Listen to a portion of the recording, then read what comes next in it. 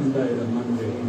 فاطمة الزهراء سلام الله عليها دخل على رسول الله صلى الله عليه وآله وسلم في بعض الأيام وقال يا فاطمة إني نازل في بدني ضعف فقلت له وذكر بالله يا أبت النصر فقال يا فاطمة أوتيني بالكساء اليمين وأوتيني به. قالت فاطمة سلام الله عليها فاتحة بالكساء وغديت سرت انظر إليها وزوجهم يطلع نور كان بدر في ليلة تمامه وقال كماله السلوى. قالت فاطمة سلام الله عليها فما كانت إلا ساعة وجاءت بولد الحسن قد أقبل وقال السلام عليك يا أمه فقلت عليك السلام يقول فإني سمعت القوالي قال لي يا أمه إني سمعت عندك راية طيبة كأنها راية جدي رسول الله صلى الله عليه وآله فقلت نعم إن جدك نائم تحت الكساء فأقبل الحسن عند الكساء فقال السلام عليك يا جد السلام عليك يا رسول الله فزني أن خدا معك تحت هذا الكساء فقال له نعم قد أذنت لك فدخل الحسن عليه السلام معه تحت الكساء.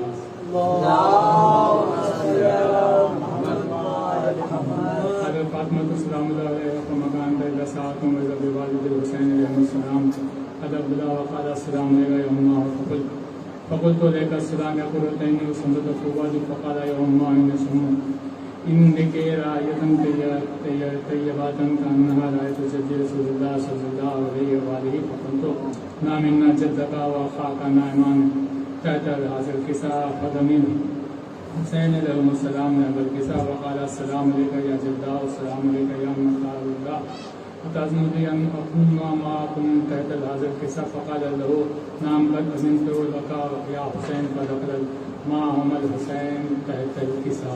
اللهم صل على محمد وآل محمد. قال فاطمة عليه السلام فما كانت إلا ساعة وإذا قابل حسن عليه السلام قد أقبل فقال السلام عليك يا بنت رسول الله فقلت عليك السلام يا أمير المؤمنين فقال يا فاطمة إني أسمع عندك راية طيبة كأنها راية أخي وابن عمي رسول الله فقلت نعم ها هو مع والدك نائم تحت هذا الكساء فأقبل عليه السلام عند الكساء فقال السلام عليك يا من اختاره الله أنا تأذن لي أنا أدخل معكم تحت هذا الكساء قال نعم قد أذنت لك فدخل علي معهم تحت الكساء. اللهم صل على محمد وآل محمد. قالت فاطمة سلام الله عليها ثم أقبلت عند الكساء وقلت السلام عليك يا أبتا السلام عليك يا رسول الله تأذن لي خدا معكم تحت هذا الكساء قال نعم قد أذنت لك فدخلت معهم تحت الكساء. اللهم صل على محمد وآل محمد. لما تمنى جميعا تحت الكساء قال الله أعلم يا ملائكتي سبحان السماوات وعزتي وجلالي إني ما خلقت السماء مبينات ولا أرض مزيات ولا قمر منيرا ولا شمس مزيات ولا فلك يدعو ولا غير يجري ولا فلك يجري إلا في محبته حولاي خمسة الذين هم تحت الكساء. اللهم صل على محمد وآل محمد. قال جبريل عليه السلام يا رب ومن تحت الكساء قال الله تعالى هم أهل بيت النبوة وما لهم الرسالة وهم فاطمة وأبوها وبالها وولدها.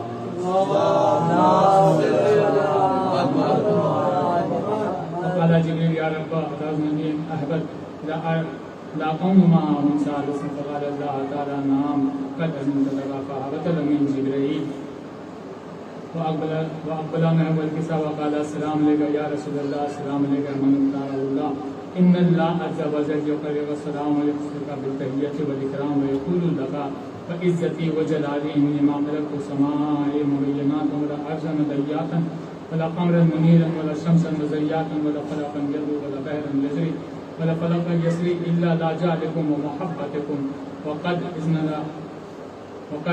أذن لي أن أدخل معكم تحت هذا الكساء فهل تأذن لي أنت يا رسول الله أن أدخل معكم فقال قد أذنت لك فدخل الجبريل معهم تحت الكساء. اللهم صل على محمد وآل محمد. وقال لهم إن الله عز وجل قد أوحى إليكم يقول إنما يريد الله ليذهب عنكم الرجس أهل البيت ويطهركم تطهيرا. فقال علي عليه السلام يا رسول الله أخبرني ما جلوسنا هذا تحت الكساء من فضل الله تعالى. فقال النبي والذي بعثني بالحق نبيا مصطفى بالرسالة نجيا ما ذكر قبلنا هذا في محفل من محافلين للأرض وفي جمع من شيعتنا ومحبنا إلا ونزلت عليهم الرحمة وخفة بهم الملائكة وأستغفرت لهم إلى أن يتفرقوا الصلاة. فقال علي عليه السلام والله حزنا وصادنا كذلك شيعتنا قالوا سألوا رب الكعبة. فقال رسول الله والذي بعثني بالحق النبي المصطفى برسالة نجيا ما ذكر قبلنا هذا في المحفل من محافل أهل الأرض وفيها جمع من شيعتنا وفيهم مهموم إلا وفرج الله همه ولا مغموم إلا وكشف الله همه ولا طالب حاجة إلا وقضى الله حاجته. وقال علي إذن بالله فزنا وسعادنا وكذلك شيعتنا فازوا وسعدوا في الدنيا والآخرة. صلوات اللهم صل على محمد وعلى محمد. اللهم صل على محمد وعلى محمد. اللهم صل على محمد وعلى محمد. اللهم إني أسألك بحق محمد وأنت المحمود وبحق علي وأنت الأعلى وبحق فاطمة وأنت فاطر السماوات والأرض وبحق الحسن وأنت المحسن وبحق الحسين وأنت قديم الإحسان وبحق الأئمة الستة الطاهرين من ذرية الحسين عليهم السلام. اللهم صل على محمد وعلى محمد.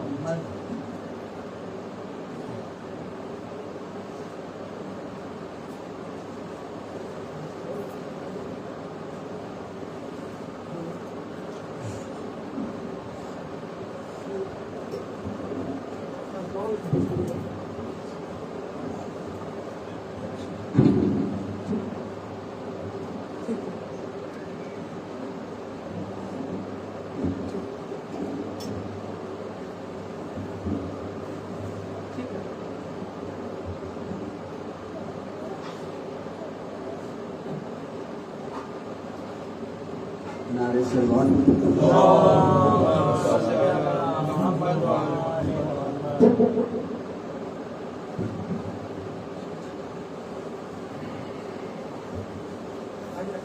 نعرے سلمان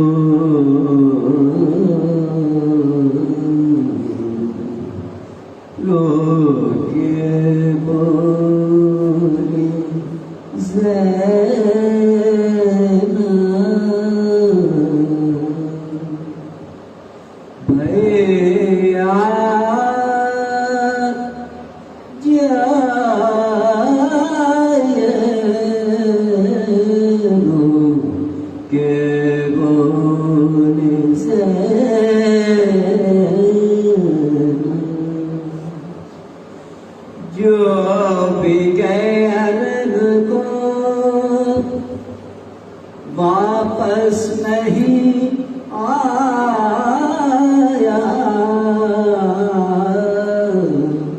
جو بھی گیا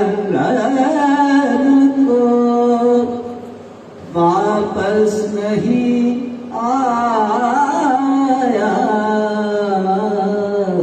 گو کے بول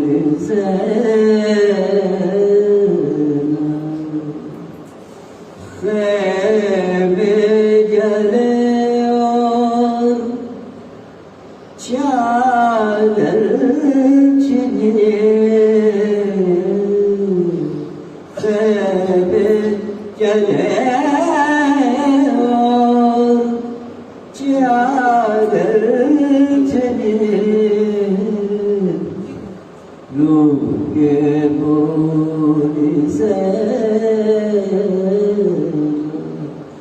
بھیا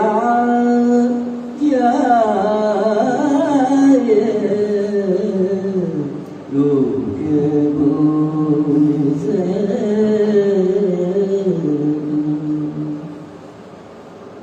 دھلنے لگے اور گوہر چنے دھلنے لگے اور گوہر چنے روح کے بول سے بھیا جائے کے بول سے گردن میں تو خاردار پاؤں میں گردن میں تو خاردار پاؤں میں بیڑیا روح کے بول زین بھیا جائے روح کے بول زین جو بھی گئے ان کو واپس نہیں آیا روح کے بول سے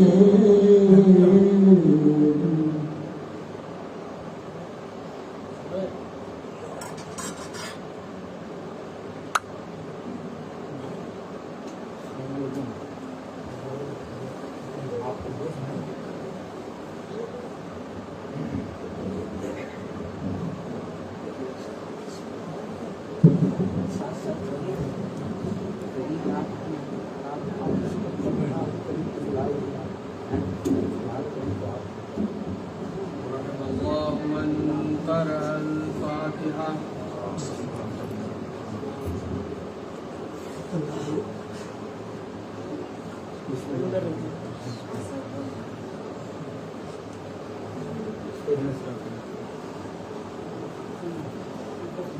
لا حول ولا قوة إلا بالله العلي العظيم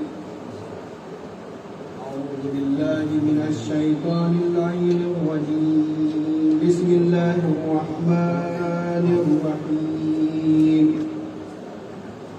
الحمد لله الذي هدانا لهذا وما كنا لنهتدي لولا أن هدانا الله لقد جاءت رسل ربنا بالحق والصلاة والسلام على محبوب رب المغربين والمشرقين وجد الحسن والحسين أبي القاسم محمد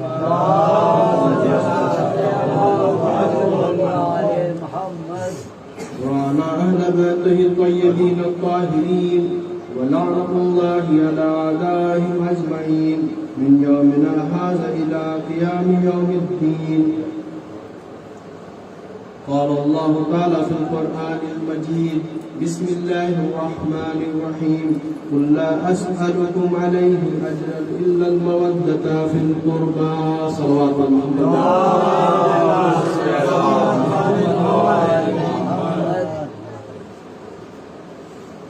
پروردگار عالم اپنی بابرکت کتاب قرآن مجید میں ارشاد فرما رہا ہے قل لا اسألكم علیہ اجرا الا المودۃ فی القربى. یہ سورہ شعراء کی مشہور و معروف آیت ہے جسے ہمارے خطبہ، ذاکرین، علماء، فضلاء، مجتہدین ایام عزا میں یا اہل بیت کے سلسلے میں جب ذکر کرنی ہوتی ہے یا ان کے حقوق کے سلسلے ذکر کرنے ہوتے ہیں تو اس آیت کی تلاوت ضرور کرتے ہیں. یہی وہ آیت ہے جس سے یہ ثابت ہے کہ اہل بیت پر ہم پر بہت سارے حق پائے جاتے ہیں. اہل بیت کا حق ہم پر واجب ہے. ہم اہل بیت کا حق ادا کریں. اب حق کس طرح سے ادا کریں اس کی کئی قسمیں. مال کے ذریعے سے حق ادا کریں گے جس کا نام خمس ہے. اس میں دیکھیں اجرن مودتا فی القربا، خمس میں جو مال میں ادا کیا جاتا ہے. اس خمس کی دو قسمیں ہیں، ایک مال امام، ایک مال سادات. مال سادات وہ ہوگا جو جس کے اندر حضرت فاطمہ زہرا اور مولا کائنات کا خون ہے، جسے فاطمی سید کہا جاتا ہے، اس کا حق ہوتا ہے. مال امام جو ہر مومن کا حق ہے، جو بھی مستحق اس کا. تو مال کے ذریعے سے دیکھا جائے یا محبت کے ذریعے سے دیکھا جائے تو یہ آیت اس پر دلالت کرتی ہے. جب لوگ رسول اللہ کی خدمت میں آئے کہ یا رسول اللہ آپ اسلام جیسے بابرکت دین کی تعلیم ہمیں سکھائی ہے، ہم تک اسلام جیسے بہترین دین ہم تک آپ نے پہنچایا ہے، آپ بھی اپنے لیے کچھ مانگ لیجیے، ہم لوگوں نے آپ کو تو کچھ دیا نہیں ہے. عام طور پر ایسا ہوتا ہے کہ جب استاد کسی بچے کو پڑھاتا تو ماں باپ اسے کچھ نہ کچھ ہزینہ دیتے ہیں. ہزینہ مطلب کچھ فیس وغیرہ پے کرتے ہیں. کیوں کرتے ہیں؟ کیونکہ استاد اتنے دور سے چل کر آتا ہے اور آ کر بچے کو کچھ پڑھاتا ہے، کچھ علم کی باتیں سکھاتا ہے. سیم اسی طرح سے جب حضور اکرم پریکٹیکل 40 سال بغیر بولے انہوں نے تبلیغ کی. رسول اللہ نے صرف 23 سال تبلیغ نہیں کی، 63 سال کی زندگی انہوں نے گزاری ہے. 63 سال پورے 63 سال انہوں نے تبلیغ کی. یعنی جب وہ اس دنیا میں آئے تھے اسی وقت توحید کا چرچا شروع ہو گیا تھا. اب بولیں گے ایک بچہ پیدا ہوتے ہی توحید کا چرچا کیسے کر سکتا ہے؟ چلو قرآن میں یہ پایا جاتا ہے کہ جناب عیسیٰ آئے تو انہوں نے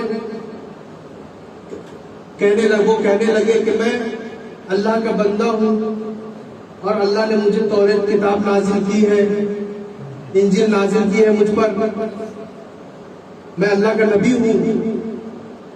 تو یہ تو جناب عیسیٰ کے لیے تھا، لیکن رسول کے لیے ایسا تو نہیں پایا جاتا کہ وہ آتے ہی اور بولنے لگے.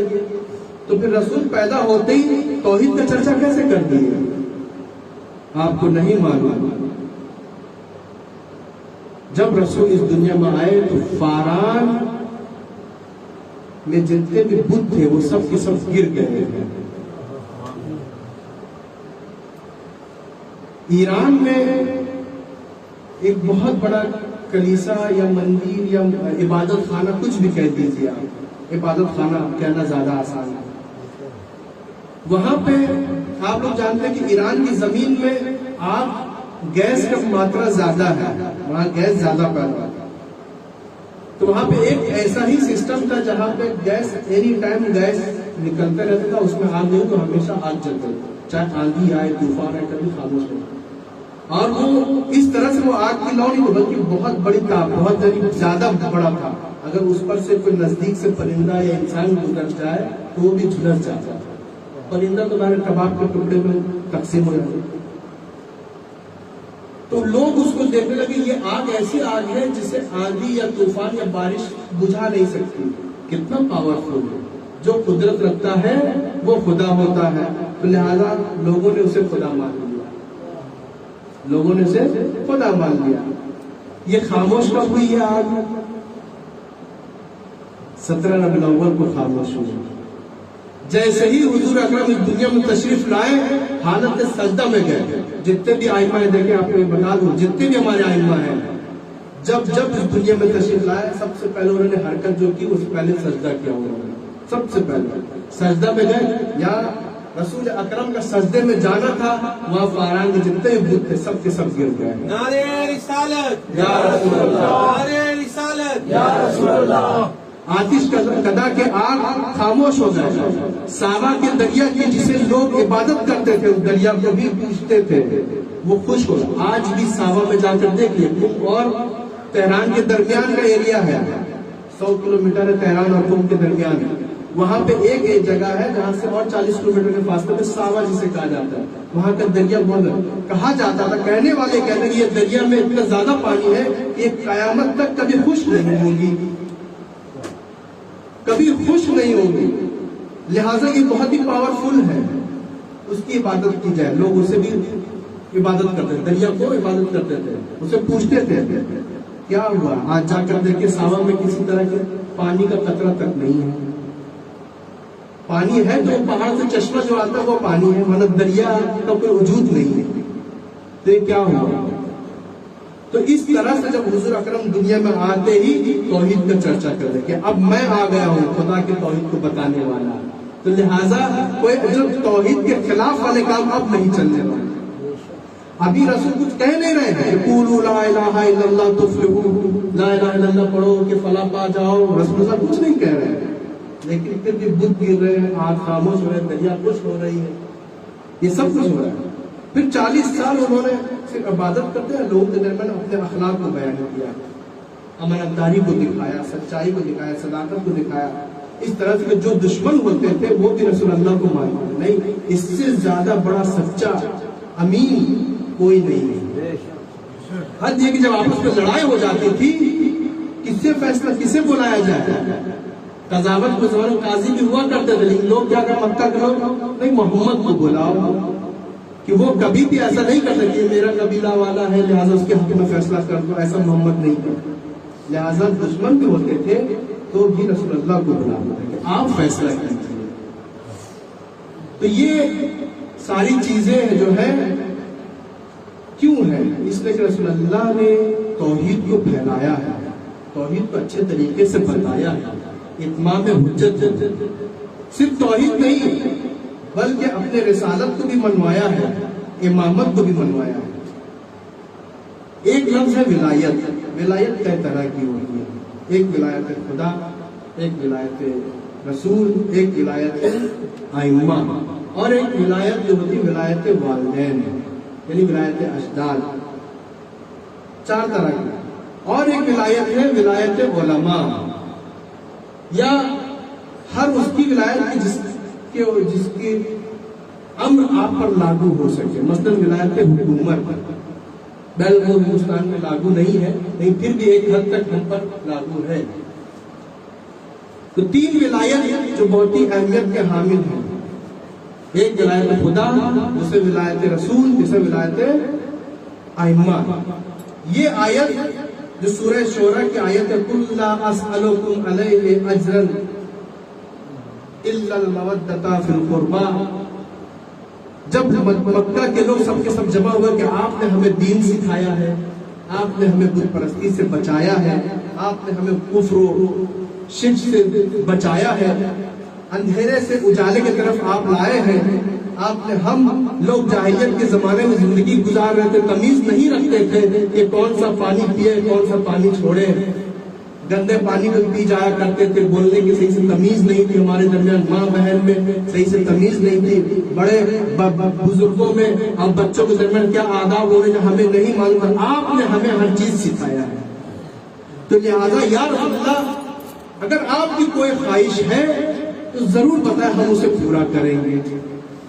یہ جو مسئلہ ہے نا ایک مرتبہ کا نہیں ہے. رسول اللہ کے 23 سالہ جو زندگی جو ظاہراً جو رسالت کی جو زمانہ ہے یعنی علم اعلان رسالت کرنے کے بعد جو 23 سال زندگی گزارے اس کے درمیان سینکڑوں مرتبہ لوگوں نے کہا تھا, سینکڑوں مرتبہ لوگوں نے کہا تھا کہ یا رسول اللہ آپ اتنی خدمت کر رہے ہیں کچھ ہم سے بھی لے لیجیے. یہ رسول اللہ کہتے نہیں, جب ہوگی تو اس وقت ہم کہیں گے. کیوں نہیں کہتے تھے رسول اللہ؟ اس لیے کہ رسول اللہ اس لیے نہیں کہتے, رسول اللہ حکم خدا کے انتظار میں. جب حکم خدا نہیں ہے کہ اب ان سے مانگو, رسول اللہ کیسے مانگ سکتے تھے؟ اب جب یہ آیت نازل ہوئی قل لا اسألکم اے رسول ان سے کہہ دو کہ ہم تم سے کچھ نہیں مانگتے ہیں. دیکھیں مانگ رہے ہیں لیکن کیا مانگ رہے ہیں وہ دیکھیں. رسول اللہ سے اللہ کہلوا رہا ہے کہ اب امتیوں سے کہو، مکے والوں سے لوگوں سے کہو، قل لا اسألکم، ہم تم سے کچھ بھی نہیں مانگتے، الا المودۃ، مگر یہ کہ تم ہماری اہل بیت سے محبت کرو. دیکھیں عربی زبان میں مودت کا بھی استعمال ہوتا ہے، محبت کا بھی استعمال ہوتا ہے، اور اہل بیت کے لیے لفظ محبت کا بھی استعمال ہوا ہے، مودت کے لیے بھی استعمال ہوا. لیکن قرآن مجید میں اگر محبت کا لفظ استعمال ہوا ہے، محبت کے لیے لفظ ہے تو وہ صرف مودت ہے. مودت اور محبت میں لغوی اعتبار سے یعنی ڈکشنری اعتبار سے ایک فرق ہے. محبت اسے کہتے ہیں آپ چاہیں نہ چاہیں آٹومیٹکلی آپ کے اندر فطری طور پر آپ کے اندر محبت ہوگی. مثال کے طور پر ماں باپ، آپ ماں باپ کافر ہیں، کوئی ضرورت ہی نہیں کہ ان سے محبت کی جائے، لیکن خون تو خون ہے، وہ بھی ولی ہے، انسان آٹومیٹکلی خود بخود ان سے محبت کرنے لگتا ہے. ایک بچہ ہے جو پیدا ہوا، پیدا ہونے سے پہلے باپ کو کھو دیا، پیدا ہونے کے بعد ماں کو بھی کھو دیا، یعنی کبھی بھی ماں اور باپ کی محبت اس نے نہیں پائی. لیکن اس سے پوچھے کیا تمہارے دل میں ماں باپ کی محبت ہے، وہ کیا کہے گا؟ ہاں ہے. اسے کہتے ہیں محبت. ایک ہوتا ہے کہ ابھی آپ صحیح سے جانے نہیں، ابھی آپ پہچانے بھی نہیں، آپ نہیں جانتے، لیکن وہ محبت آپ پر واجب کی جا رہی ہے، اسے کہتے ہیں مودت. آپ اور ہم جو اہل بیت کی معرفت کو نہیں رکھتے، لیکن اللہ نے ہم پر مودت کو واجب قرار دیا ہے. زندگی بھر آپ کے پاس وقت ہے کہ آپ اہل بیت کے بارے میں پڑھیں، لکھیں، سنیں، تاکہ اہل بیت کی محبت کو سمجھ سکیں. نہیں سمجھ پا رہے تو پھر بھی محبت کیجئے. کیوں؟ اگر محبت نہیں کریں گے تو اجر رسالت ادا نہیں ہوگا، اور جب اجر رسالت ادا نہیں ہوگا تو گویا کہ ہم نے اہل بیت کو حق کو کھا لیا، اور جب ہم نے اہل بیت کو حق کھا لیا پھر دشمن میں اور ہم میں کیا فرق رہے گا؟ ایک بار بازولن نعرہ صلوات.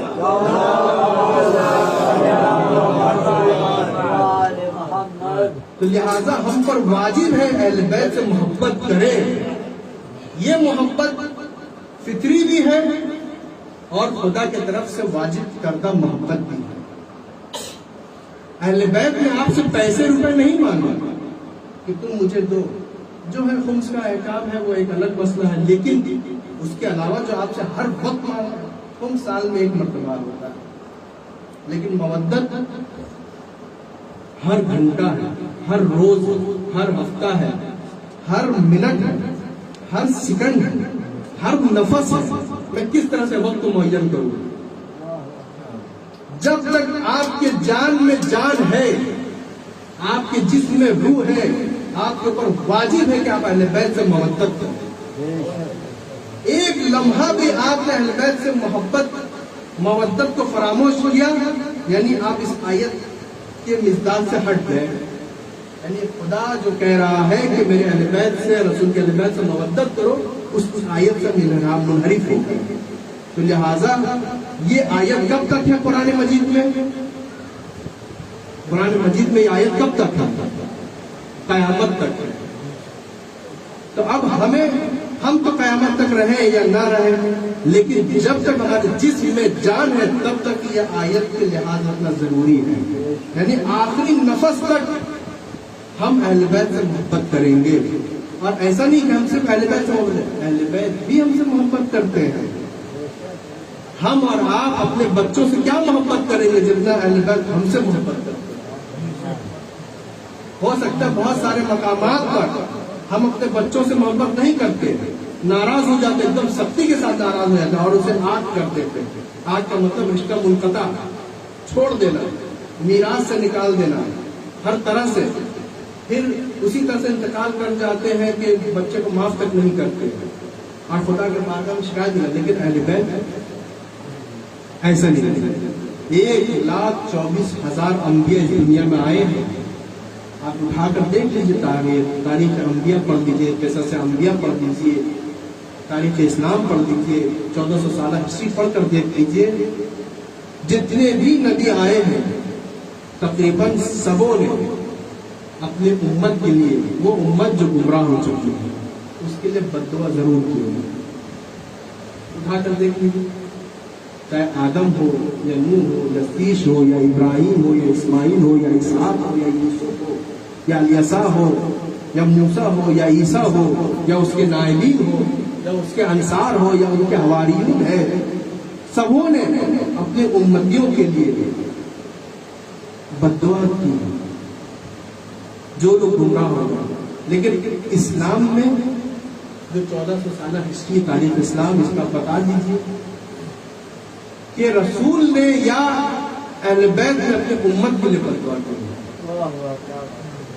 بہت سارے ایسے مقامات آئے ہیں کہ جہاں پہ شہزادی یہ چاہے کہ بد دعا دے دیں, یا اہل بیت امام نے چاہا کہ بد دعا دے دیں, یا بیوی نے چاہا کہ بد دعا دے دیں, لیکن نہیں, میرے نانا نے بد دعا نہیں دی.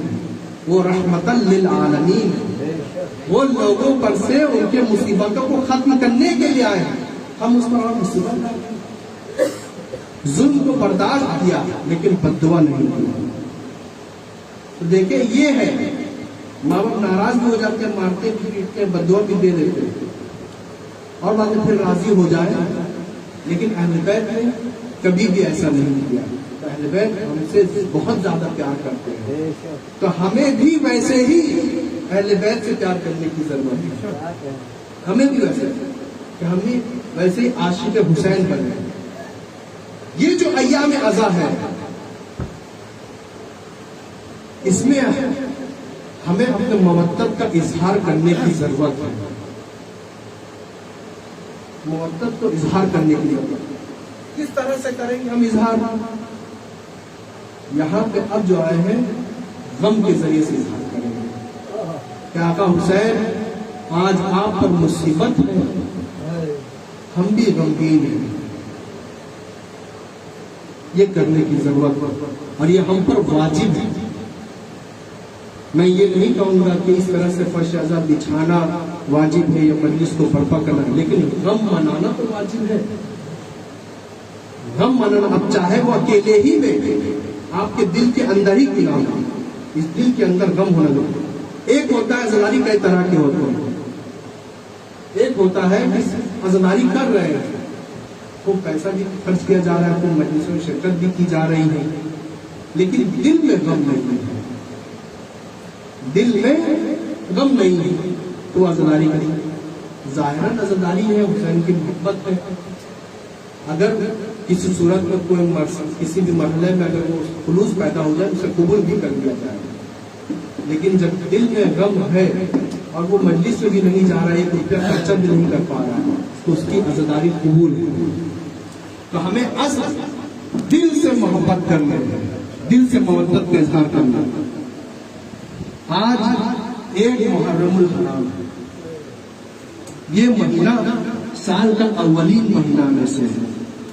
3 مہینہ شروعات کا مہینہ کہلاتا ہے, جن میں سب سے پہلا مہینہ محرم الحرام, اور آج پہلی تاریخ ہے. کربلا کا تو نہیں, لیکن مقدمہ کربلا 9 ذی الحجہ کو انجام پایا تھا. سفیر حسین, پسر امیر المومنین, برادر جناب عباس, چچا زاد بھائی, جناب مسلم ابن عقیل, جسے سفیر حسین کہا جاتا ہے.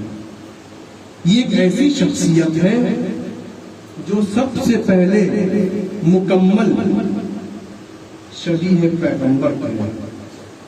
اب روایت میں ملتا ہے کہ امام حسن یہاں سے پیر تک شبیہ پیغمبر تھے, امام حسین سر سے سینہ تک شبیہ پیغمبر تھے, جناب اکبر سر سے پیر تک شبیہ پیغمبر تھے. جناب اکبر تو بعد میں آئے, پہلے جناب مسلم آئے.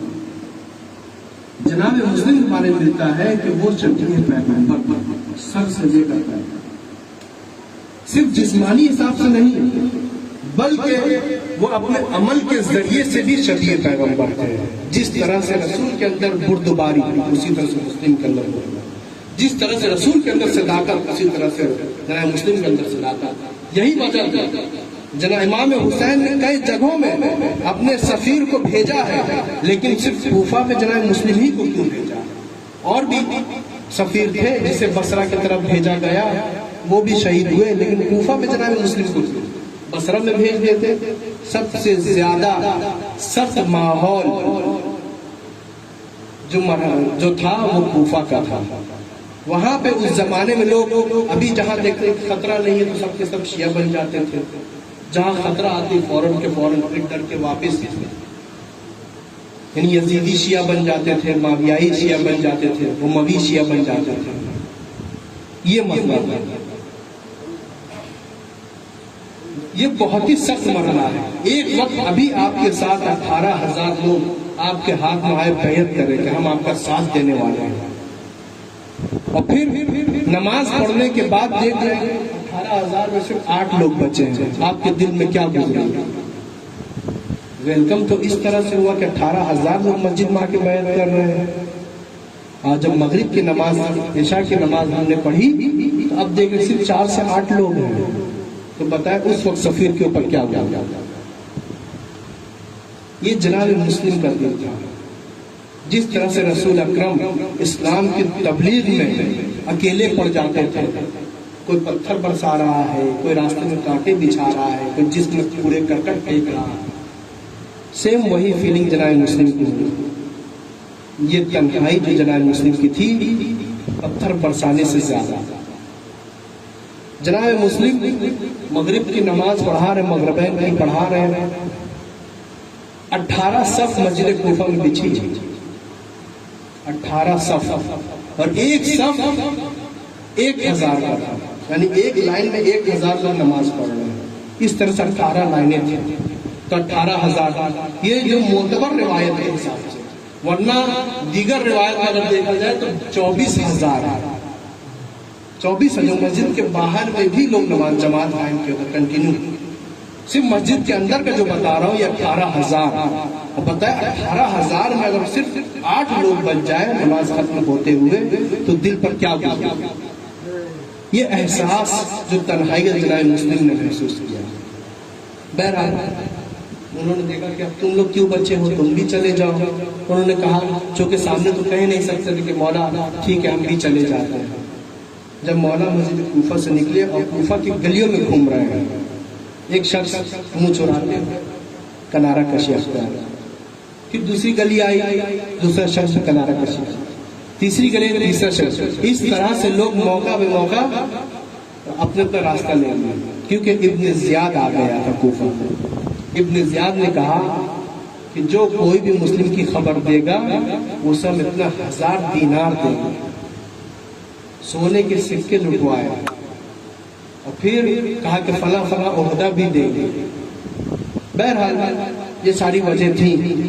جناب مسلم مسجد کوفہ کی گلی میں اکیلے چل رہے ہیں، تنہا مسافر جو کوفہ کی گلی میں اکیلے گھوم رہا ہے، اور منزل کا کوئی ٹھکانہ نہیں ہے کہ جائے تو کہاں جائے. جا کر دیکھا کہ ایک گھر ہے جس کا دروازہ بند ہے. ڈک الباب کیا، ایک خاتون گھر سے باہر آئی جس کا نام طوا تھا. طوا کہتی ہے اے جوان، یہ پرآشوب ماحول ہے، تو میرے گھر کے دروازے کو کیوں کھٹکھٹا رہا ہے؟ جناب مسلم کہتے ہیں میں مسافر ہوں،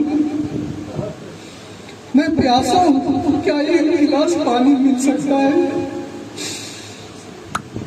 طوا گھر کے اندر گئی، ایک کوزے میں پانی بھر کر لائی. جناب مسلم کے حوالے جناب مسلم پانی کو نوش فرما کر کہیں بیٹھے، چوکٹ پر بیٹھے سوچ رہے ہیں. کیوں نہ سوچے جناب مسلم، ابھی تو وہ تنہا ہوئے ہیں. کہاں 18,000، کہاں ایک نفر بھی ان کے ساتھ کھڑا نہیں ہے. ابھی تو تنہا ہو.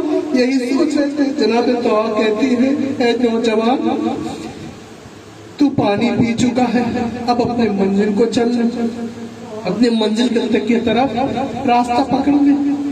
جناب مسلم سر جھکائے ہوئے کہتے ہیں کہاں جاؤں, کون سی منزل, اگر منزل ہوتی تو اس طرف جاتا, میرا تو کوئی منزل بھی نہیں ہے.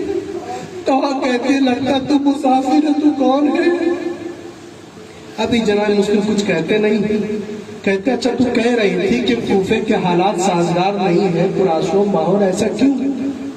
تو وہ کہتی ہے مجھے خبر ملی ہے کہ کوفہ میں مسلم ابن عقیل میرے آقا سید و سردار کے بھائی امام حسین کے بھائی مسلم ابن عقیل سفیر بن کر آئے ہیں. لوگوں نے ان کے ہاتھ میں بیٹھا اسے تنہا چھوڑ دیا ہے, اور ابن زیاد ہے جو ان کے خون کا پیاسا ہے, اور اس نے اعلان کرتا جو بھی کوئی ان کا ایڈریس بتائے گا, ان کا پتہ بتائے گا, اسے انعامات دیں. لہٰذا ماحول اچھا نہیں. تو کہا کیا تم مسلم کو جانتی ہے. نہیں میں جانتی تو نہیں ہوں, لیکن میں مانتی ضرور ہوں کہ وہ مسلم ابن عقیل جو میرے آقا کے سفیر ہیں. تو جناب مسلم رو کر کہتے ہیں تو وہ مسلم کوئی اور نہیں, یہ تیرے در پہ جو کھڑا ہے یہ مسلم ابن عقیل ہے. کون کہ آقا آپ دروازے پہ کیوں کھڑے ہیں, گھر پر تشریف لائے. جناب مسلم کو اپنے گھر میں مہمان کیا. طوا کا جو بیٹا تھا جو قمار باز تھا, شراب خور تھا, اسے جب خبر ملی کہ ماں ایک کمرے میں بار بار کیوں جا رہی ہے, اس نے پتہ کان لگا کر دیکھا کہ تہہ خانے کے دروازے سے آواز آ رہی ہے تسبیح و تحلیل کے, اور وہ تسبیح و تحلیل اس طرح سے آواز ہے جیسے کوئی معصوم تسبیح و تحلیل کرتا ہے. تو اس نے چہرہ سوچا کہ کوفہ میں کوئی معصوم کیسے آ سکتا ہے. سوچا کوفہ میں کوئی معصوم کیسے آ سکتا ہے. ابھی تو امام حسین کوفہ آئے نہیں, وہ تو ابھی مکہ ہی سے نکلے ہیں. تو وہ سمجھ گیا کہ مسلم یہاں پر جا کے ابن زیاد کے دربار میں خبر کر دو. اب صبح نمودار کیا دیکھتے کئی ہزار کے لشکر جو طوا کے چاروں طرف سے کھڑ کو کھیل لیتے, اور طوا سے کہتا ہے وہ لوگ کہہ رہے ہیں کہ مسلم کو باہر نکالو ورنہ تمہارے گھر میں آگ لگا دیں گے. سیم وہی فیلنگ جو جناب سیدہ کے زمانے میں کہ علی کو باہر نکالو, آج پسر علی کے ساتھ وہی ہو رہا ہے کہ مسلم کو باہر نکالو اور تمہارے گھر میں آؤ. جناب طوا ہے جو دفاع کر رہی ہیں, لیکن ایک غیرت دار مرد کو کیسے یہ گوارا کرے گا کہ ایک عورت دفاع کرے اور وہ گھر کے اندر بیٹھے رہے. جناب مسلم ہے جو تہہ خانے سے باہر آتے اور کہتے سیعلم الذین ظلموا ای منقلب ینقلبون رضا بقضاء و تسلیما لامرہ, یعنی خدا کی رضایت پر اپنی رضا کے حامی بھری, اور تہہ خانے سے باہر آئے اور آ کر کہتے ہیں طوا تم پیچھے ہٹ جاؤ, میں اس مقام. طوا کہتی ہے آپ میرے مہمان ہیں, میں آپ کو کیسے اجازت دے دوں اس بھیڑیے صفت ظالموں کے سامنے میں آپ کو تنہا کیسے چھوڑ دوں. لہٰذا طوا راضی نہیں, لیکن پھر بھی امام نے جب حکم کیا تو اپنے قدم کو پیچھے کر لے. اب جناب مسلم میں شیر غضنفر کی طرح سے کوفہ کے فوج پر حملہ کر جاتا. حملہ جب کر کوفہ کے لوگ اب جنگ کر رہے, کوفہ لوگ پیچھے بہت سارے لوگوں کو فرنار کیا. کوفہ کے گلیوں میں لڑائی ہو رہی ہے, اتنا زیادہ ان کو قتل کیا کہ جیسا کہ معلوم ہوتا تھا کہ سامنے لشکر اور جناب مسلم کی طرف ایک پہاڑ کھڑا ہو گیا ہے. اب جناب مسلم ظالم کو دیکھ بھی نہیں پا رہا. ادھر اشعث پدر اشعث وہ کہتا ہے اے ابن زیاد ابھی اور لشکر بھیج. ابن زیاد کہلواتا ہے لشکر کی کیا ضرورت, مسلم تو اکیلے ہیں, تمہیں لشکر کی کیا ضرورت ہے. وہ پدر اشعث کہتا ہے کہ یہ کوئی بنیا اور بکال سے لڑائی نہیں ہے, یہ کسی بنیا اور بکال کے اولاد سے لڑائی نہیں, بے قمر بنی ہاشم کا بھائی مسلم ابن عقیل ہے, علی کا بیٹا ہے, حسین کا بھائی ہے. لہٰذا اور لشکر روایت میں ملتا 3000 کا لشکر کا اضافہ ہوا, بلکہ کسی نے روایت میں لکھا 30,000 کا لشکر کا اضافہ ہوا. اور کوفہ کے گلی میں لڑائی ہو رہی ہے. پھر بھی وہ لوگ جناب مسلم پر کنٹرول نہیں پا رہے ہیں. دھوکے میں کیا کیا، اب جناب مسلم کی ایک گلی میں گڈھے کھدوائے گئے اور اسے پھینک دیا گیا، اور اس حساب سے کہ جناب مسلم کو لڑتے لڑتے لایا جائے اور وہاں پہ جناب مسلم لڑتے ہوئے گڈھے میں گر جائے. اور یہی ہوا پلان کے ساتھ. جیسے ہی جناب مسلم دھوکے سے اس گڈھے میں گرتے، جو بھاگی ہوئی فوجیں جب تک دور دور سے لڑائی کر رہے تھے وہ نزدیک کو سمٹ آئے. کسی کے ہاتھ میں پتھر تھے تو پتھر سے مار رہا، کسی کے پاس نیزے تھے اور نیزے. جناب مسلم اکیلے ہیں کربلا کی جنگ میں. کوفہ کی جنگ میں ایک فرق تھا کہ کربلا میں امام حسین کے ساتھ 72 ساتھی تھے جو امام حسین اپنی جان لٹا رہے تھے، لیکن جناب مسلم اکیلے تو تنہا ہے جو اکیلے پتھر کے ضربے کھا رہے ہیں، نیزے کے ضربے کھا رہے ہیں، تلوار کے زخموں کو برداشت کر رہے ہیں. اس کے بعد جناب مسلم کو بہرحال گرفتار کیا گیا، ابن زیاد کے دربار میں پیش کیا گیا. لوگوں نے کہا اے ابن زیاد، اے مسلم یہ امیر ہے، اسے سلام کیوں نہیں کہتا؟ مولا حسین، مولا جناب مسلم کہتے میرا امیر صرف وہ صرف حسین ہے، اس کے علاوہ کوئی امیر نہیں ہے. زخمی حالت میں ہے، ہاتھوں میں بیڑیا ہے، پیروں میں ہاتھوں میں ہتھکڑی ہے، پیروں میں بیڑیا، گلے میں توق ہے، اس کے قیدی ہے. اس کے باوجود سینہ تانے ہوئے، کمر کو سیدھی کیے ہوئے کھڑے ہیں اور آنکھوں میں آنکھ ڈال کر کہتے کہ میرا امیر صرف صرف حسین ہے. سلام نہیں کرتے، سلام نہیں کرتے. ابن زیاد جب نے دیکھا کہ یہ مسلم کی گستاخی ہے، لوگوں کے درمیان اثر کیا پڑے گا کہ ابن زیاد ایک کے اوپر بھی کنٹرول نہیں کر سکا، لہٰذا حکم دے سے قتل کرتا. وہ اپنے ایک مخصوص لوگوں کے ساتھ دارالامارہ جو اس زمانے کے کوفہ میں سب سے بڑی بلڈنگ کہہ دیا جائے قلعہ تھا، اس کے اوپر لے جایا گیا، کمان کے اوپر لے جا کر کہا کہ اے مسلم تمہاری کوئی حاجت تو بتاؤ. جناب مسلم کو جانتے ہیں انہوں نے کیا حاجت مانگی؟ کہا کہ میں 2 رکعت نماز پڑھنا چاہتا ہوں. آپ جانتے ہیں وہ 2 رکعت نماز جو جناب مسلم پڑھ رہے تھے وہ کون سی نماز پڑھ رہے تھے؟ انہوں نے 2 رکعت نماز جو پڑھی شکرانے کی نماز پڑھی. یہ نیت سے پڑھے کہ پروردگار میری زندگی اور ساتھ نہیں دے گی، میں اب آپ کے پاس آنا چاہتا ہوں، اب میری جسم سے روح پرواز کر دے. پروردگار اس آخری 2 رکعت نماز کو قبول کر لے کہ میں جو تیری خدمت میں ہدیہ کر رہا ہوں. اور انا للہ و انا الیہ راجعون رضا بقضاء و تسلیما لامرہ کہتے ہوئے پھر اللہ اکبر کی تکبیر کہی اور نماز پڑھی. نماز پڑھنے کے بعد وہیں سے پھر سلام کرتے، کربلا کی طرف رخ کیا، کہا السلام علیک یا ابا عبداللہ، السلام علیک یا ابن رسول اللہ. یہ زیارت پڑھ رہے کہ ظالم نے پیچھے سے ہاتھ سے دھکا مارا. جناب مسلم ہے جس بلند عمارت سے زمین کی طرف گرتے ہیں اور گر پر وہیں پہ شہید ہو گئے. ابھی بھی ظالموں کا ظلم ختم نہیں ہوا. جسم سے سر کو جدائی پیدا ہوئی، اس کے بعد ان کے جسم کو کوفہ کے گلیوں میں پھرایا گیا، اس کے اور سر کو کوفہ کے دروازے پہ لٹکا دیا گیا. آپ کو معلوم ہے جب یہ لوٹا ہوا 11 محرم کا کاروان کوفہ میں لایا گیا، جو اس کے بعد دارالامارہ کے پاس جب یہ کوفہ یہ کاروان گزر رہا تھا، جناب زینب کے سر پہ چادریں نہیں تھی، جناب سکینہ کے دامن جل چکے تھے، بیوی سکینہ کے سر پہ چادر نہیں تھی، جناب عابد ہتھکڑی اور بیڑی میں گرفتار تھے، ان کے کمر جھکی ہوئی تھی. اس حالت میں سیری والا کاروان جب دارالامارہ کے پاس سے گزر رہا تھا، لوگ تانے اور تشنا دے رہے تھے، سب کو ستم کر رہے تھے، کوئی پتھر برسا رہے تھے تو کوئی گرم پانی پھینک رہے تھے. یعنی ظالموں کے درمیان، ظالموں کے بازار میں یہ اہل بیت کا کاروان لوٹا ہوا کاروان جب پہنچتا وہاں پہ لٹکے ہوئے سر سے آواز آ رہی ہے السلام علیکم یا ابا عبداللہ. جناب زینب پریشان ہو گئی، اب تک لوگوں نے مجھ پر ظلم کیے، یہ کوفہ کے گرم ماحول میں کس نے حسین کو سلام کر دیا؟ وہ تلاش کر رہی ہے کس نے سلام کیا. پھر آواز ہے السلام علیکم یا ابن رسول اللہ، اے رسول کے بیٹے تجھ پر میرا سلام ہو. اس کا ابھی بھی جناب زینب پریشانی آواز کہاں سے آ رہی ہے. اس کے بعد پھر ایک آواز ہے السلام علیکم یا بنت امیر المؤمنین، اے امیر المؤمنین यासीन की बेटी तुम पर हमारा सलाम हो। अब जनाब ज़ैनब ने सिफोर के देखा कि कूफा के दरवाजे पे एक महीने से लटका हुआ सर है जो ये आवाज दे रहा है। जैसे ही देखा कि जनाबे मुस्लिम है, जनाबे मुस्लिम से शिकायत करने लगे, मुस्लिम तेरे भाई अमीर मोमिनीन हुसैन शहीद कर दिए गए, अब्बास के बाजू काट दिए गए। इन्ना लिल्लाहि व इन्ना इलैहि राजिऊन। रिदन बिक़ज़ाए व तस्लीमन अला रहमतिल्लाह।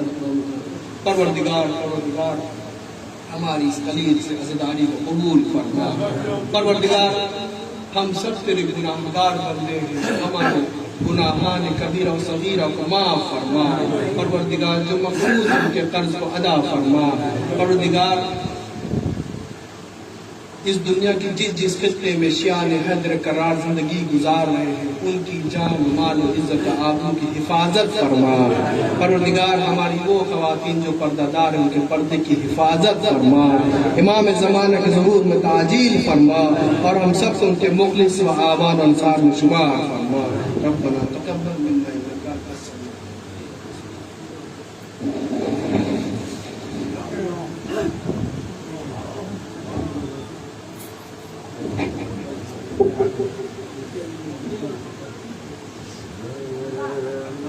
तेरे भाई का देख मैं अलम आ गया। अब तेरे भाई का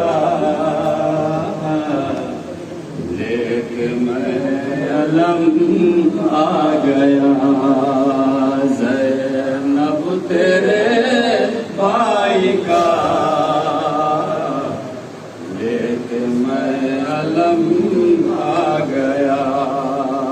ज़ैनब तेरे भाई का देख अलम आ गया। ज़ैनब तेरे भाई का देख मैं अलम आ गया। ज़ैनब तेरे भाई का अलम आ गया। जिस अलम के साए में वो वतन से आई थी, बेखबर अभी तक ये जिंदगी बिताई थी। इसके गिरने से मेरी कमर में गम आ गया। ज़ैनब तेरे भाई का कि मैं अलम आ गया। ज़ैनब तेरे भाई का अलम आ गया। सामने सकीना के कैसे मैं जाऊं बहन, सामने सकीना के कैसे जाऊं मैं बहन। इस तरह खबर उसको ये सुनाऊं मैं बहन कि मेरी सकीना पर मौसम ख़ज़ा आ गया। ज़ैनब तेरे भाई का लेके मैं अलम आ गया। ज़ैनब तेरे भाई का लेके मैं अलम आ गया। सब्र कर मेरी बहन मरहला ये सख्त है। सब्र कर मेरी बहन मरहला ये सख्त है। मुस्तफ़ा की आल पर इम्तिहान का वक्त है। अदम दीन अहमद के कुफ्र का कदम आ गया। ज़ैनब तेरे भाई का लेकिन मैं अलम आ गया। ज़ैनब तेरे भाई का अलम आ गया। जिस पे तुझको नाज था भाई वो अब्बास تھا جس پہ تجھ کو ناز تھا بھائی وہ عباس تھا کر دے گا جس کو تیرا کتنا احساس تھا تیرے ایسے بھائی پر وقت بے رحم آ گیا زینب تیرے بھائی کا علم آ گیا زینب تیرے بھائی کا علم آ گیا تجھ کو کیا پتا بہن اس پہ کیا گزر گئی تجھ کو کیا پتا بہن اس پہ کیا گزر گئی عشق چھیتے ہی اس کی سانس بھی ٹھہر گئی ہو گئے قلم شانے اور لبوں پہ دم آ گیا زینب تیرے بھائی کا میں علم آ گیا زینب تیرے بھائی کا میں علم آ گیا اے صبر کر میری بہن مرحلہ یہ سخت ہے صبر کر میری بہن مرحلہ یہ سخت ہے صبر کر میری بہن مرحلہ یہ سخت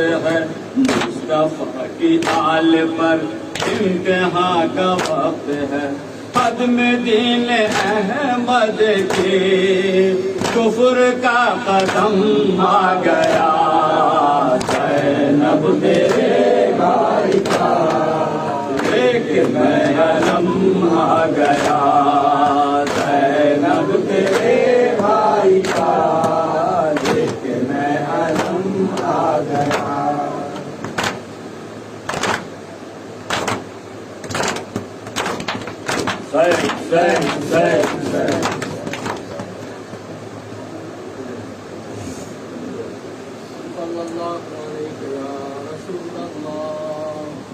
السلام عليك يا أبا عبد الله وعلى الأرواح التي حلت بفنائك عليك مني سلام الله أبدا ما بقيت وبقي الليل والنهار ولا جعله الله باطلا العهد من زيارتكم السلام على الحسين وعلى علي بن الحسين وعلى أولاد الحسين وعلى أصحاب الحسين جميعا ورحمة الله وبركاته السلام عليك يا غريب الغرباء السلام عليك يا معين الضعفاء والفقراء السلام عليك يا سلطان العرب والعجم روحي والجسم لك الفداء ورحمة الله وبركاته السلام عليك يا صاحب العصر والزمان الأمان الأمان الأمان من فتنة الزمان السلام عليك يا خليفة الرحمن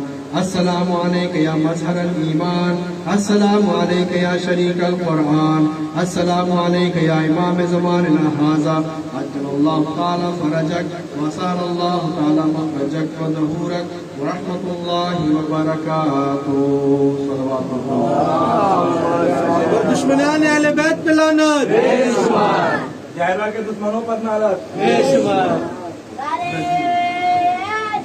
یا علی